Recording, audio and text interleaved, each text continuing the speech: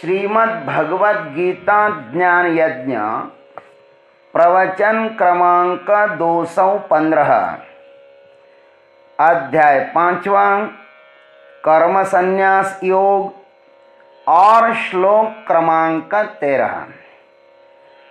ओम त्र्यंबकं यजामहे सुगंधिं पुष्टिवर्धनम् उर्वारुकमिव बन्धनान् मृत्योर्मुक्षीयमामृतात् समस्तजनकल्याणे निरतं करुणामयं नमामि चिन्मयं देवं सद्गुरुं ब्रह्मविद्वरं वसुदेवसुतं देवं कंसचानूरमर्दनं देवकी परमानंदं कृष्णं वंदे जगद्गुरुम्। ओम तत्सत्। निष्काम कर्मानुष्ठान और सकाम भाव से किए गए कर्म का फल बताने के अनंतर अब पुनः भगवान सांख्यदर्शी महात्मा के आचरण के विषय में कह रहे हैं। आइए सुने। सर्वकर्माणि मनसा सन्न्यस्यास्ते सुखं वशी नवद्वारे पुरे देहि नैव कुर्वन्न कारयन्।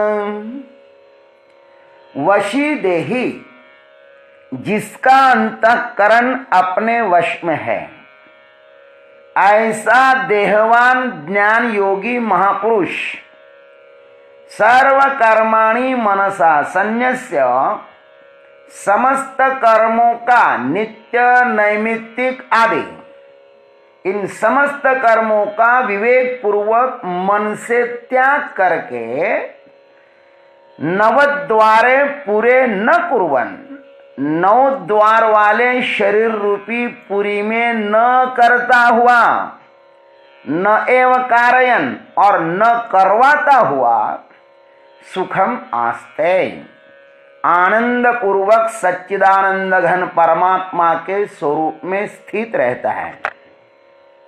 आइए अब इस परम पावन कार्तिक पूर्णिमा के दिन हम ये प्रिय भावार्थ मंजरी भगवान शिव शंकर के श्री चरणों पर समर्पित करें।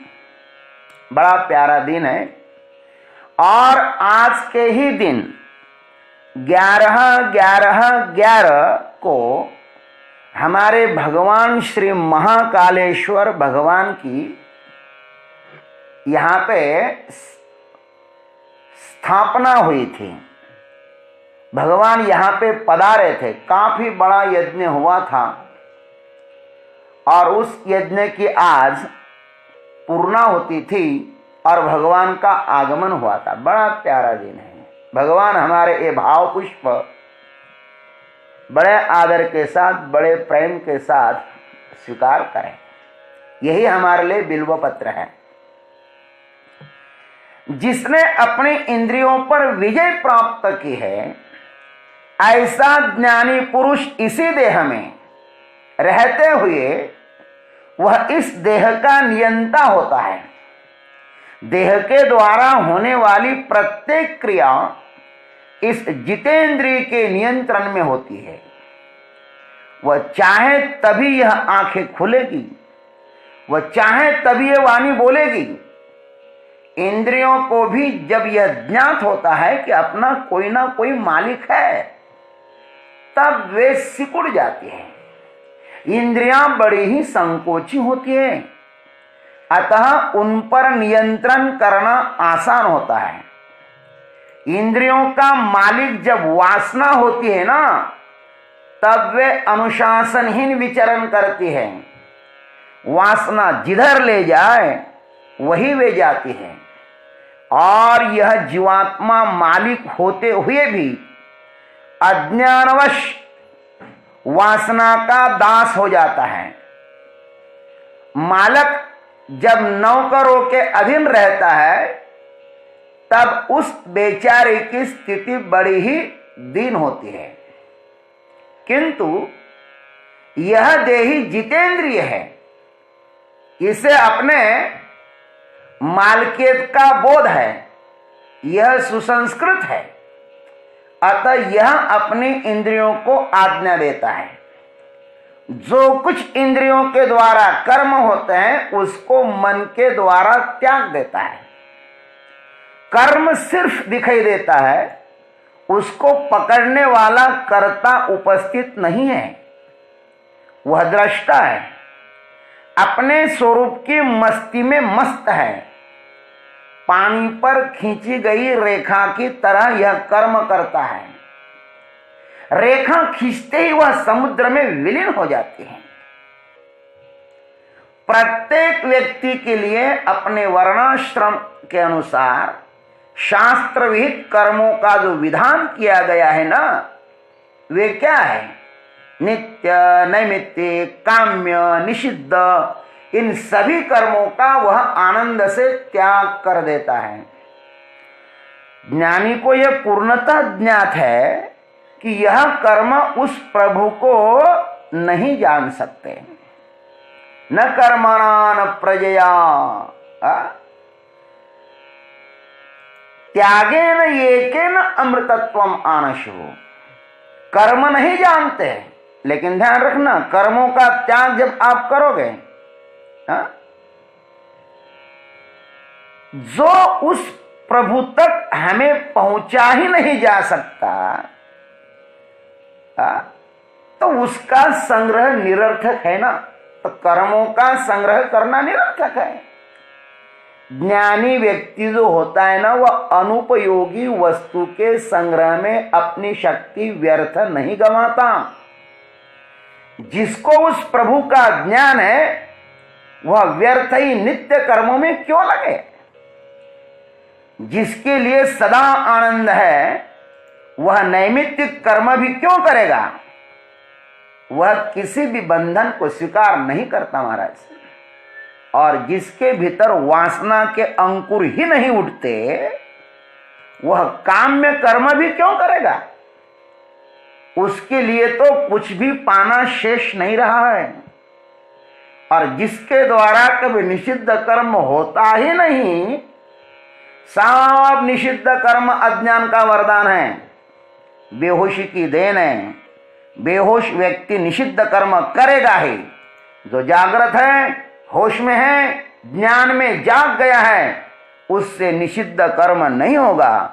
उसे न कुछ प्राप्त करना है, न तो किसी का तिरस्कार भी करना है। साधु क्यों किसी का तिरस्कार करेगा। उसे न किसी से बिछुड़ना है और न किसी से संबंध स्थापित करना है। अतः वह जहां पर है वहां पर स्थित है, निर्भय है, आनंद में है, अपनी मस्ती में मस्त है, तृप्त है। इसलिए तो भगवान कहते हैं नवद्वारे पुरे न कुर्वन्न एव कारयन् सुखम आस्ते। इस नवद्वार की पुरी में वह न स्वयं भी कुछ करता है और न वह करवाता है, बस अपने सच्चिदानंद स्वरूप में स्थित रहता है। वह इस नवद्वार रूप पुरी का मालिक है। वह इस नवद्वार रूपी महानगर पालिका का अध्यक्ष है। इसकी अध्यक्षता में ही इस देहपुर का सब कुछ कार्य हो जाता है। प्रत्येक कर्मचारी के पीछे उसे डंडा लेकर घूमकर आदेश नहीं देना है। 2 आंखें, 2 नासिका छिद्र, 2 कान, 1 मुंह, 1 उपस्थ, 1 गुदेंद्रिय, ये सभी अपना अपना यथा समय काम करते हैं। वह किसी भी इंद्रिय के पीछे दौड़ता नहीं है, ना वह मैं का संपुट भी लगाता। मैं देख रहा हूं, मैं श्वास ले रहा हूं। अरे आंखों का काम आंख कर रही है, मैं नहीं देखता, मैं श्वास नहीं लेता। मैं श्वास ले रहा हूं। यदि यही सत्य होता तो मैं सो जाता हूं, तब कौन सांस लेता है भाई। मुझे शरीर के कार्य में बाधा बनने की कोई भी जरूरत नहीं है। अपना कार्य करने में यह शरीर खुद स्वयं समर्थ है महाराज। जो अज्ञानी होते हैं वे शरीर तथा इंद्रियों को ही मैं मानते हैं और उनके विकृति से या संस्कृति से अपने को वैसा मान लेते हैं। शरीर स्वस्थ तो मैं स्वस्थ, शरीर बीमार तो मैं बीमार, शरीर इंद्रिया मेरे लिए है, मैं उनसे पृथक हूं। यह भाव अज्ञानियों में नहीं जागता।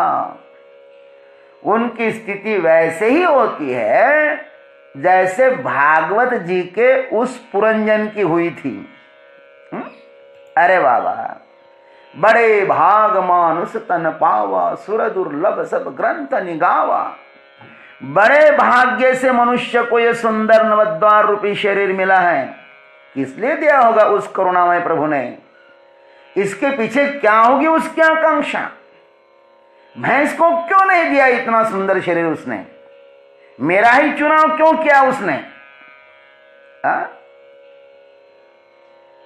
अतः जरूर उसने मेरे में कुछ योग्यता देखी होगी, मेरे मैंने आप सभी में, इसलिए मनुष्य शरीर दिया।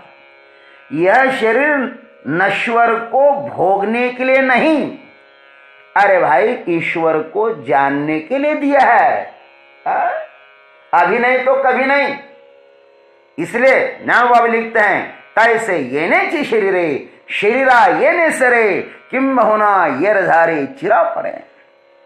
साधन धाम मोक्ष कर द्वारा, इसी शरीर के द्वारा उस प्रभु को प्राप्त कर हम जन्म मरण रूप संसार से पार हो सकते हैं।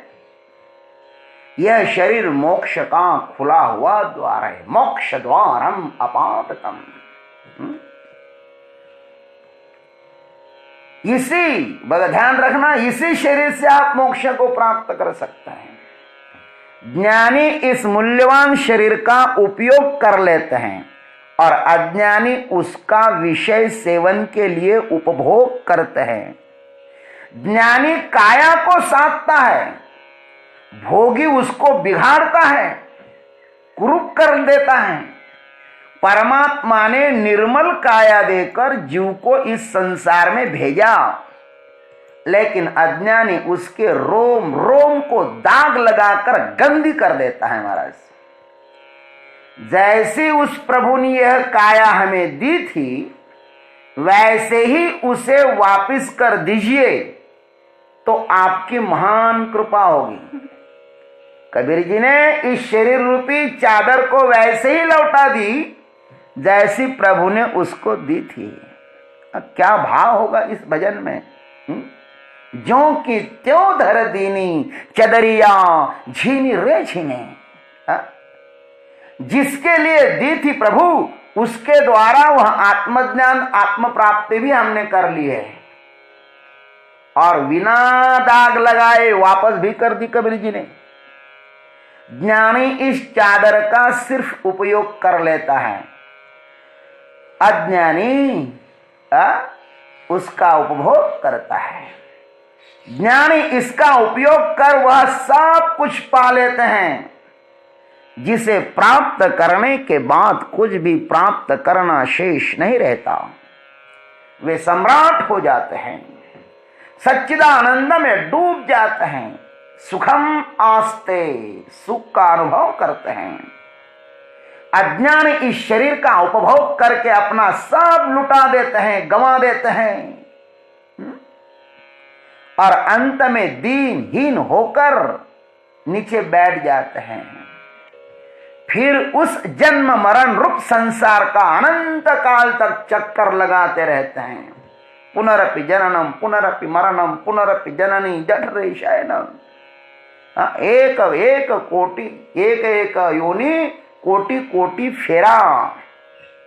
ज्ञानी इस मानव देह में अपने शाश्वत स्वरूप को प्राप्त कर कृतकृत्य हो जाता है महाराज। कृतकृत्यश्च भारत। अरे भगवान ने इसलिए हमको ये शरीर दिया कि आप इस शरीर से मुक्त हो जाइए। ये द्वार है परमात्मा की प्राप्ति का। बंधनोन्मुक्ष्य ओम त्र्यंबकम यजामहे सुगंधिम पुष्टिवर्धनम उर्वारुकमिव बंधनान् मृत्युर्मुक्ष्य मामृतात्। इस मंत्र का आह्वान करिए, सब अज्ञान से छुटकारा मिल जाएगा। ओम तत्सत। जय गुरुदेव, जय जगदीश्वर, जय जय।